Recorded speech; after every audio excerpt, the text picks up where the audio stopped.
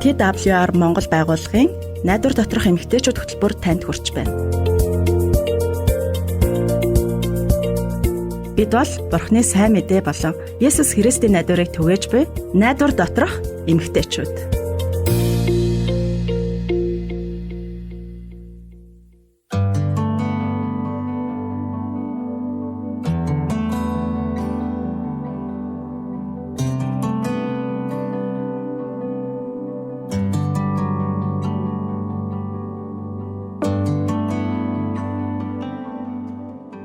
Сайн бацгаана уу найдвар доторх эмэгтэйчүүд нэвтрүүлэг маань эхэлж байна. Тэгээд нэвтрүүлгийн цагаа Тэсэн ятан хүлээлээ. Би гэрлээ байна. Тэгээд надтай хамт Жимсээ маань байна. Сайн бацгаана уу? Тийм шүү. Энэ 7 хоногийг Тэсэн ятан хүлээдэж шүү нэвтрүүлгийнхаа цагийг. Дахиад л бас бид нар хамтдаа амьдралын тэр чухал сэдвүүдийн талаар ярилцаж, суралцаж, ухаарлахаар ирсэн байна. Яг үнэ. Тэгээд нэвтрүүлгийнхаа цагийг догтлоод хүлээж явахдаа Жимсээ минь өнгөрсөн 7 хоногт ямархуу байв да гэж бодчихлаа. Сайн байв уу? Би дажгүй. Харин өнөө өглөө би эгчийнхаараа ороод гарлаа. Эгч маань 40 нилийн гараа явж байгаа. Тэгээд эгч маань бүр ядарчихсан. Бүр нэг ингээд стресст ч гэсэн үгээ илчсэн сууж байна. Димээл эгчигээ өрөвдөж харж сууж байгаа л гараад ирлээ. Яг эгч маань одоо нөгөө цэвэршилтийн шинж тэмдгүүд явагдаад эхэлчихжээ. Тэгээд түүнээсээ болоод айгүй стресстэй байх шиг байна. Тэгээд цэвэршилт тийм их ядраад юм болов яг яа тийм бол тий. Харин тийм ээ сэтгэл санаа нь хямраад тэгээд гинтл ямар нэгэн юмд гуниглаад бас нөгөө нэг айгүйх айдж зочоод тэгээд сэтгэл зүйн талаасаач тэр бие махбодынхоо талаасаач тэр айгүйх өөрчлөлтүүд гараад тэгээд яг тэрнтэйгээ тэмцэлтэд байж байгаа юм шиг байна. Санийн тэгээс санаа зовоох юм бас их л байдаг бах та тий. Угаасаа эмгтэй хүн л юм чинь тий.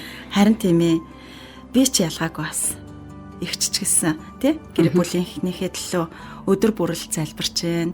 Игч маань үргэлжил төвшөөд байдаг болоод байгаа гэсэн сүлийн үед бас нэг юм нь игч маань сарын тэмдгийнх нь мөчлөг нь яг алдагдаад тэгээд яг үүнээс олоод сарын тэмдэг нь жоохон докторгүй болоод тэгээд жоох уур уцаартай болоод ах шиг байна.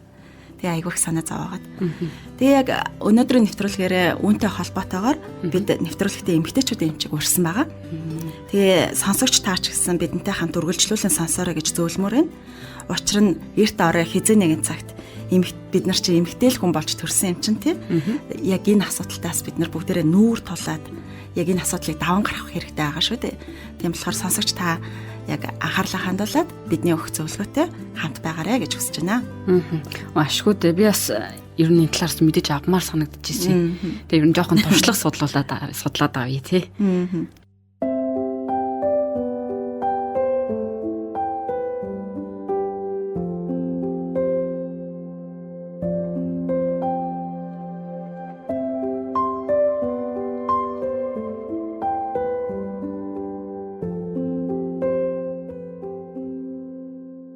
Өнөөдрийнхөө нэвтрүүлэгт бид нар мэрэгжлийн эмэгтэйчүүдийн эмчийг урьж оролцуулж байгаа байхгүй юу?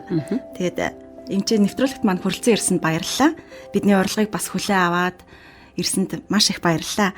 Өнөөдөр ч гэсэн бид нар эмэгтэйчүүдийн талаарх нэлээд нарийн төвхтэй асуудлуудын талаар ярилцах нэ. Намайг нэвтрүүлэгтээ ирсэнд баярлалаа.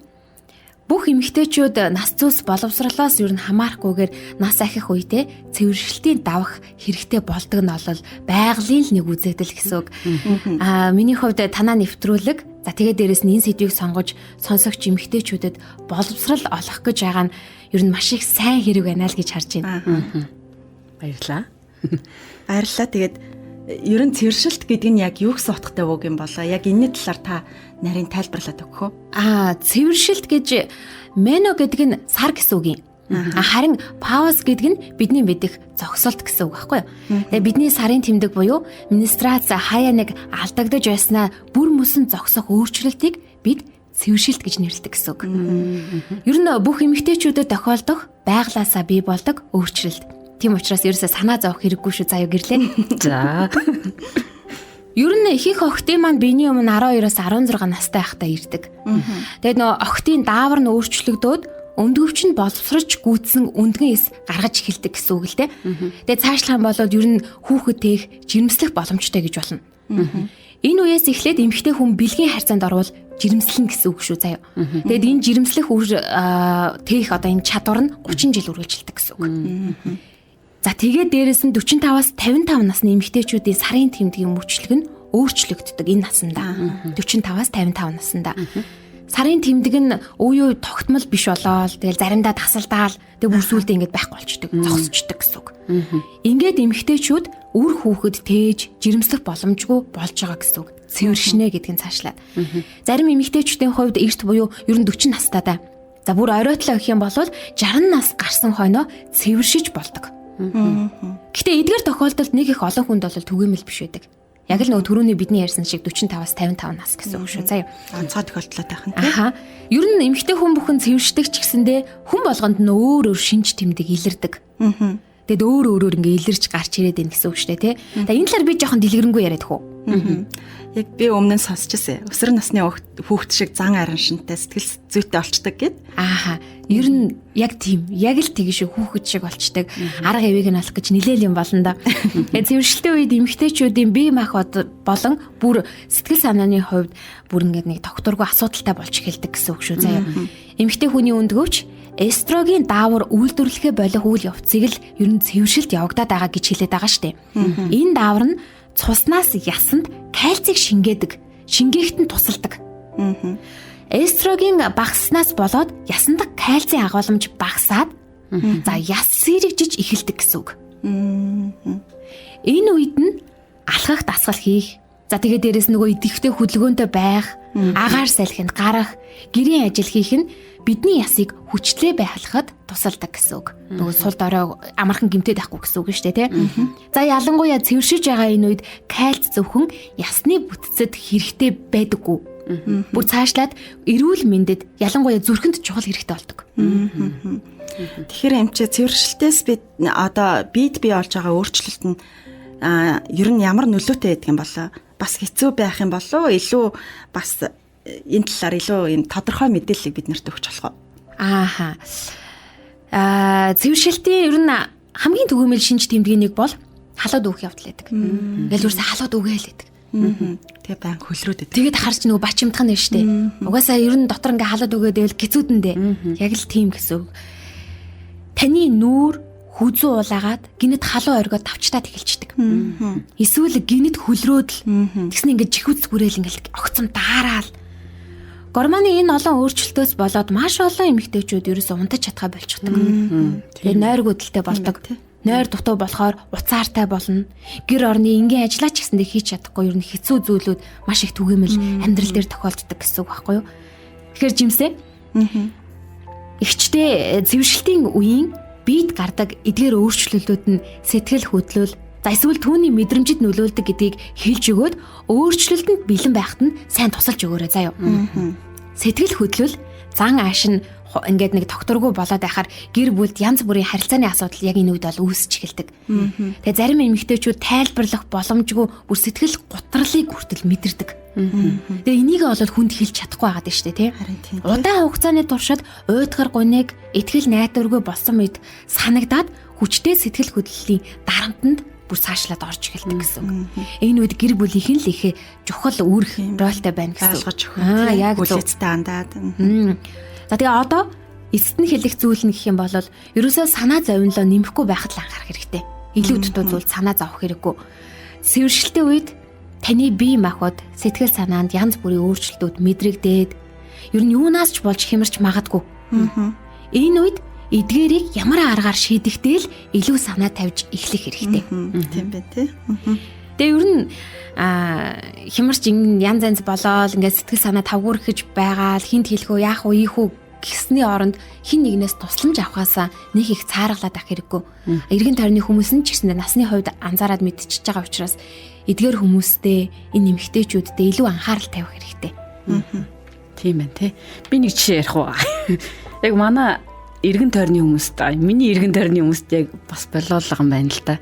Манай нэг таньдаг ч маань яг л ингэж байгаа. Нойр гүтээд байгаа юм, хөлрөөд байгаа юм.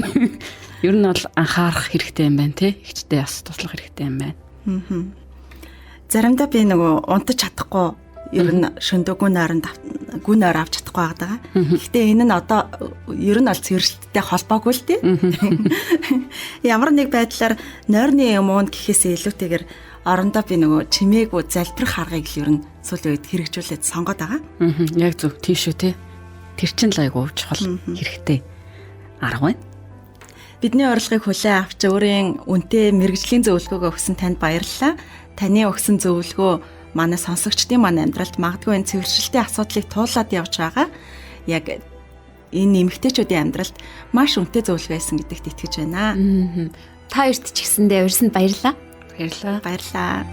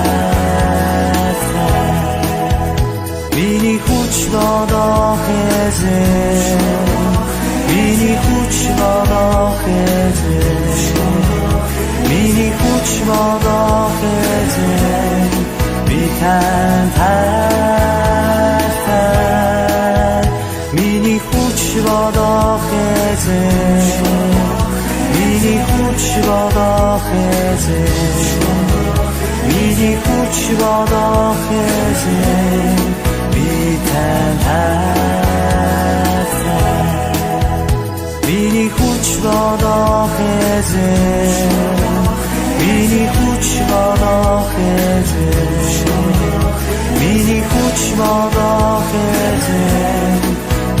тань таасаа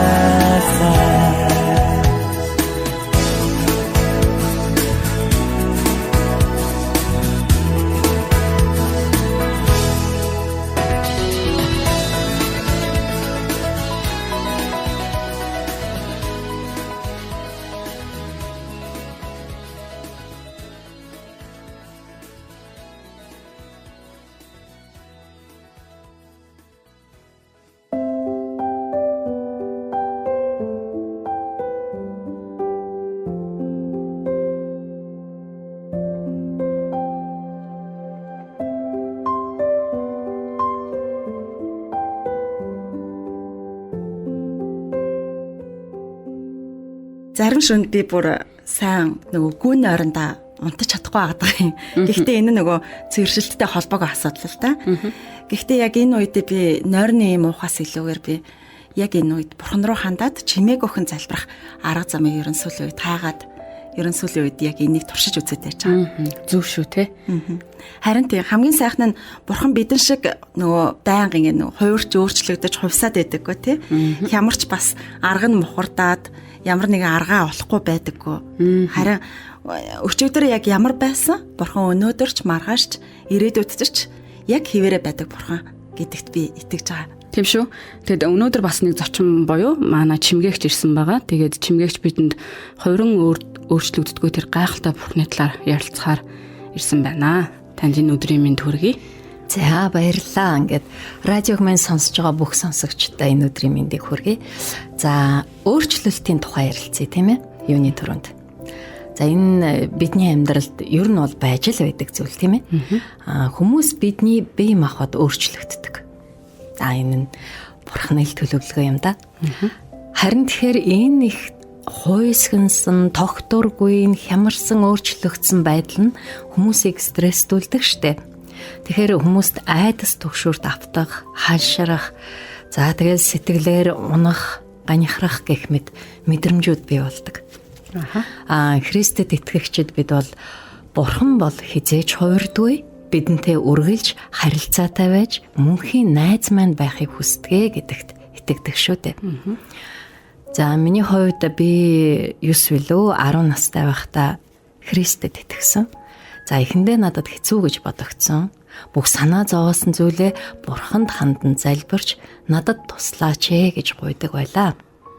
За энэ маань бурхан бид хоёрын дунд өгүүлсэн хувьчлан ярилцах цаг болон одоо хүртэл энэ маань үргэлжилж байгаа. За бас миний амьдралд Библи гэдэг гайхалтай ном орж ирснээр бурхны талаар илүү ихийг мэдэх за одоо хүртэл бас суралцсаар л байгаа. Бурхан одоо ч миний амьдралд их зүйлийг хийж байгаа. Хийхээр төлөвлөсөн байгаа гэдэгт л би итгэдэг л дээ. За Библи бидэнд бурхан бол үргэлж сайн гэж хэлдэг. Харин бид хүнд хэцүү асуудалтай нүүр тулах үедээ бурхан ийм сайн гайхалтай юм бол би яагаад амьдралдаа ийм их зовлон зүдүүртэй байх ёстой юм бэ гэж гомдолдог штэ. Тэгэхээр бид энэ ертөнцид амьдарч л байх юм бол маш олон бэрхшээлтэй тулгарх нь ойлгомжтой штэ. За энэ нь зовлон зүдгүүр байна уу, өвчин эмгэг байна уу, за бүр дайн дажинч байна уу ялгаагүй. Харин энэ бүх зүйл бидний амьдралд тулгархын цагт бурхнаас холдож шаналдаг биш. Харин бурхнаас зуурдаг, асуудалтайгаа тэмцэх тэр хүчийг бурхнаас гуйдаг. Түүнийг авдаг тэр зөв замыг сонгоорой гэж зөвлөмөр байна. За Библиэд Дуулал номын 46-гийн 1-т бурхан бидний хорогдох газар ба хүч, зовлон шаналн дунд үнэхээр олддог тусламж гэсэн байна. Энэ ишлэл намайг тууштай залбирч амьдралд минь тохиолдсон асуудлыг төвчээртэй даван туулах хүч минь болдог л да. Бурхан бол их нэгүүлсэнгүй бас итгэмжтэй байдаг. Чамаагч намаагч гэсэн хайрлахаа болно гэж бол ёстой байхгүй. Энэ бол Бурханы хувиршгүй мөн чанарын илэрхийлэл тийм ээ. За Библийн хуучин гэрээний Малахи 3:6-ад эзэн би өөрчлөгдөшгүй гэж Бурхан өөрөө хэлсэн байдаг. За бас Библийн Еврей номын 13:8-д хэлэхдээ Иесус Христ өчигдөрч, өнөөдөрч хэвээрээ бөгөөд мөнхөд хэвээрээ байна гэсэн байна. Иесус бол Бурхны мөн чанарыг алдаа мадаггүй төлөөлдөг гэдгийн баталгааг эндээс харж болно л доо.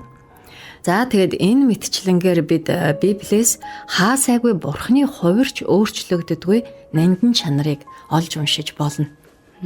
За үүн дээр нэмээд Бурхан бол үнэн. Бурхан үнэн болохоор Бурхны үг болох Библи нь өөрчлөгддөггүй гэсэн үг шүү дээ. Хүмүүс бие махбодын хувьд өөрчлөгддөг гэж би ярианыхаа эхэнд хэлсэндээ бид нар ер нь угаасаа л төгс биш учраас л тэр штэ тийм ээ. За тэгээд нас ахих тусам санаа зовнилт бүр их нэмэгддэг гэж байгаа. Ингээд энэ хувирч өөрчлөгдөх явдал бол ганцхан бие махбодын хувьд ч биш хүмүүсийн харилцаан дээр ч үүсдэг асуудал тийм ээ. Ялангуяа нөгөө сэтгэл зүйн асуудал дээр бол бүр ихээр үүсдэг. За маш их итгэж найдаж байсан ч бидний найзууд, гэр бүл, за хинч байж болно. Биднээс одоо нүүр буруулах ч юм уу тийм ээ, урвах ийм тохиолдлууд зөндөө байдаг штэ. За тийм учраас л би хизээж надаас нүүр буруулахгүй, үргэлж намайг сонсож амьдралын минь хамгийн сайн зөвлөгч Иесустэй найз байхаар шийтсэн гэж хэлж болохоор. За Иесус бидний хамгийн сайн найз юм шүү. Түүнд итгээрэй гэж хэлмээр байна да. За баярлалаа. Чимгээгчтэй үнэхээр их баярлалаа. Тэгээд бас өнөөдөр биднэрт хувиршгүй, үнэн найдвартай тэр Бурханд итгэхийн утга учирын талаар тайлбарлаж өгсөнд маш их баярлалаа. За тэгээд Библийн дуулал номын 84-р бүлэгт нэг гайхалтай хэсэг байдаг. Тэгээд энэ хэсгээс та бүхэнтэй бас уншиж өгмөр санагдлаа. Тэгээд Бурхны хувиршгүйг одоо ойлгосон Давид хаан энэ хэсгийг бичсэн байдаг. Тэгээд Бурхан бидний бүтээсэн болохоор хүүхдээ болзолгүйгээр үргэлж хайрладаг гэдгийг Давид хаан маш сайн мэдэж байсан. Тэгээд за энэ хэсгээс уншиж өгье те. Аяа төг төмдийн эзэн таны оршин суудаг газар хичнээн тааламжтай вэ. Сэтгэл минь эзний хашаа руу тэмүүлэн ирмэлцдэг зүрх ба махбод минь амьд бурханд баясан хашгирдаг. Аяа төг төмдийн эзэн танд итгэдэг нэгэн юутай өрөөлтэй вэ гэсэн байна. Амен. Яг одоо та найдвар доторх эмэгтэйчүүд нэвтрүүлгийг сонсож байна. Нас ахих тусам хүний бие хэрхэн өөрчлөгддөг. Тэгээ эсвэргээрээ бас хувиран өөрчлөгддөгөө Бурхны хайрын талаар бүгдээрээ өнөөдрийн нэвтрүүлгээр хамтдаа сонслоо. Яг үнэ. Өөрчлөгдөж хувирдаггүй ийм Бурханд итгэдэгтэй одоо бид хоёр маш их талархдаг. Тэгээд бид хоёроос та бүхний төлөө залбирмаар байна. Тэгээд Бурхны тухай илүү ихийг мэдмээр байвал бидэнтэй холбогдоорой гэж хэлмээр байна. Дараагийн нэвтрүүлгээр хамт байхыг сонсогч танаас бид хичээнгүйлэн хүсэж байна. Тэгээ өнөөдрийн нэвтрүүлгээ үүгээр өндөрлөе. Тэгээд таас өөрийнхөө талаар, өөрийн амьдралын туршлагынхаа талаар бас цэвэршилтэд хэрхэн туулсан талаараа бидэнтэй хуваалцахыг хүсвэл бас таны хуваалцсан түүхт нь магадгүй хин нэгэн эмэгтэй амьдралд бас хэрэгтэй байж болох юм. Хэрвээ та яг энэ түүхээ хуваалцмаар байгаа бол бидэнтэй нэвтрүүлгийн төгсгөлд хэлэх хаягаар бидэнтэй холбогдож та өөрийн санал бодлоо хуваалцаарай. Таны санал бодлыг бид нэр хүлээн авахдаа үргэлж баяртай авах болно. Дараагийн дугаар хүртэл баяртай. Баяртай.